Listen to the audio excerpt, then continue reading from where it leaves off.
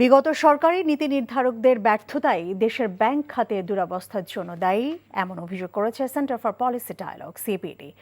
রাজনৈতিক বিবেচনায় ঋণ দেওয়ার বিষয়টিরও সমালোচনা করেছে সংস্থাটি। ব্যাংকগুলোকে সুবিধাভোগীদের হাত থেকে রক্ষায় দ্রুত পদক্ষেপ নেওয়ার পরামর্শ তাদের। সকালে সংস্থাটি কার্যালয়ে সংবাদ সম্মেলনে এসব পরামর্শ দেওয়া হয়। প্রাতিষ্ঠানিক যে সমস্যাগুলি, এই যে বাণিজ্যিক ব্যাংকগুলো, এগুলোকে আসলে শক্তিশালী করতে হবে, এটা প্রথম বিষয়। এটার শক্তিশালী করতে গেলে কি করতে হবে সেটাই আমরা এখানে তুলে ধরছি যে সমস্যাটা কি।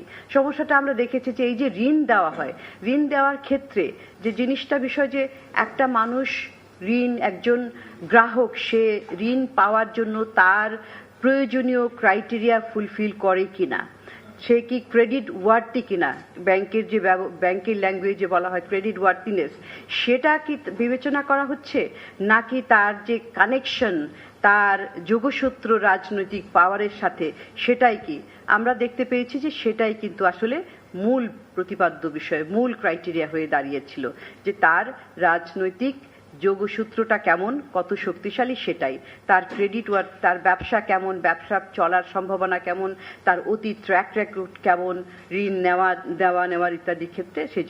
সেই ক্ষেত্রে আমরা বলছি আবারও যে ঋণ দেওয়ার জন্য আমাদের তো নীতিমালা রয়েছে।